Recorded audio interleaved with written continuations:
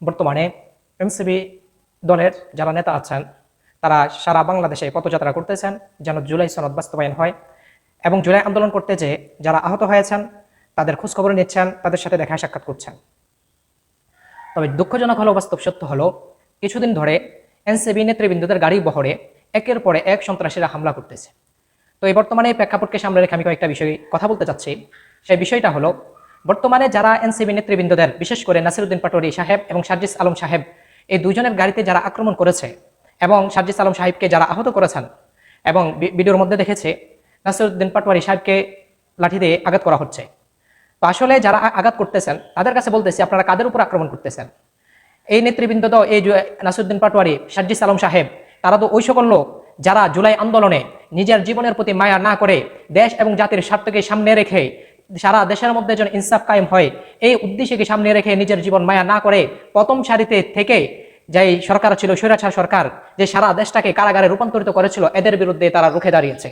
এবং তাদের সফল অভিযানে, সফল আন্দোলনে হাজারো মায়ের কোল খালি হওয়ার বিনিময়ে, হাজারো ভাই ও বোনদের শাহাদত বরণ করার ফলে এবং হাজারো ভাই বোনদের হাত, বিভিন্ন অঙ্গ তারা হারানোর পরে আমরা একটা স্বাধীন অবস্থাতে, একটা স্বাধীনভাবে একটা দেশ পেয়েছি। সবারই আশা ছিল, ওই সময়ের মধ্যে সারা দেশের মানুষে প্রায় আওয়ামী লীগের বিরুদ্ধে রুখে দাঁড়িয়েছিল। সবার একটা উদ্দেশ্য ছিল সারা দেশের মধ্যে ইনসাফ কায়েম হবে, একজন নাগরিক হিসাবে যে অধিকার এগুলা নিশ্চিত হবে। কিন্তু দুঃখজনক হলো, বাস্তব সত্য হলো, এখন যে বর্তমানে যিনি সরকার আছেন উনি আমাদের জান এবং মালের প্রতি কতটুকু নিরাপত্তা দিচ্ছেন? এরা কি করতেছেন?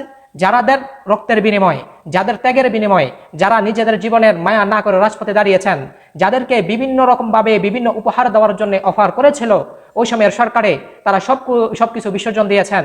দেশ এবং জাতিকে একটা ভালো জায়গার মধ্যে তারা নিয়ে যাওয়ার জন্য একটা আকাঙ্ক্ষা করেছেন এবং এই ব্যাপারে তারা অগ্রভূমিকা পালন করেছেন। কিন্তু এখন এই সকল লোকদেরকে আক্রমণ করা হচ্ছে, এই সকল লোকদেরকে আজকে দুনিয়া থেকে সরিয়ে দেওয়ার জন্য বিভিন্ন ষড়যন্ত্র করতেছে। তো এই জন্য বলতেছি, একটা সময় আপনারা মাজলুম ছিলেন, আপনারা জালেমের কাতারে যাবেন না অনুগ্রহপূর্বক। কারণ রাসূল আরবি সাল্লাল্লাহু আলাইহি ওয়াসাল্লাম মুআয ইবনে জাবাল রাদিয়াল্লাহু তাআলা আনহুকে যখন ইয়ামেনের গভর্নর হিসেবে পাঠিয়েছিলেন, ওই সময়ের মধ্যে রাসূল সাল্লাল্লাহু আলাইহি ওয়াসাল্লাম মুআয ইবনে জাবাল রাদিয়াল্লাহু তাআলা আনহুকে একাধিক নসিহত করেছেন। তার মধ্য থেকে সর্বশেষ যেটা ছিল, আল্লাহ রাসূল সাল্লাল্লাহু আলাইহি ওয়াসাল্লাম বলেছেন, ও মুআয, ইত্তাকি দাওয়াতাল মাজলুম ফা ইন্নাহা লাইসা বাইনাহা ওয়া বাইনাল্লাহি হিজাব। তুমি মাজলুমের বদদুয়া থেকে বিরত থাকো, দূরে থাকবা। এমন কাজ করবা না যার ফলে তোমার জুলমের শিকার হয়ে আল্লাহ রাব্বুল আলামিনের দরবারে বিচার দেয়, এরকম কার্যক্রম করবা না। কারণ হলো, মাজলুম যখন দোয়া করে তখন ওই দোয়া এবং আল্লাহ পাকের মাঝে কোনো পর্দা থাকে না, অর্থাৎ এই মাজলুমের দোয়া আল্লাহ রাব্বুল আলামিন অত্যন্ত দ্রুততার সাথে কবুল করে নেন।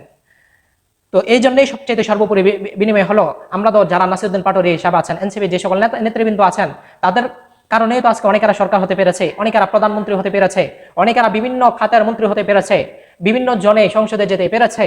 তো এখন তো তাদের শুকরিয়া জ্ঞাপন করা দরকার ছিল, তাদেরকে আমাদের মুকুট হিসাবে রেখে দেওয়া দরকার ছিল, তাদেরকে তাদের যে আমাদের উপর ইহসান করছে এই ইহসানের কৃতজ্ঞতা আদায় করা দরকার ছিল। এটা না করে আমরা কি করতেছি? এটা জেনে রাখতে হবে, মাল্লাম ইয়াশকুরিন নাস লাম ইয়াশকুরিল্লাহ। যে ব্যক্তি মানুষের শুকরিয়া জ্ঞাপন করে না, সে আল্লাহ রাব্বুল আলামিনের শুকরিয়া জ্ঞাপন করে না। সুতরাং যারা দেশ এবং জাতিকে নিয়ে আজকে কার্যক্রম করেছেন, এদেরকে আক্রমণ করা হচ্ছে, তাহলে বোঝা যাচ্ছে দেশের অবস্থা অত্যন্ত খারাপের দিকে যাচ্ছে। একটা সময় এরকম ছিল যে দেশকে ভালোবাসা, দেশ এবং জাতির অধিকার নিয়ে কথা বলা সবচেয়ে বড় অপরাধ ছিল। আজকে এনসিপি নেতৃবৃন্দগণ তারা দেশ এবং জাতির স্বার্থ নিয়ে কথা বলেন, দেশ এবং জাতির কিভাবে উন্নতি হতে পারে এই নিয়ে কথা বলেন, দেশের নাগরিকদের নিয়ে কথা বলে। আজকে তাদের উপর আক্রমণ করা হচ্ছে, তাহলে আমার আপনার জীবনের মূল্য কতটুকু এখন বর্তমান সরকারের কাছে, এটাও চিন্তা ভাবনা করার এখন সময়।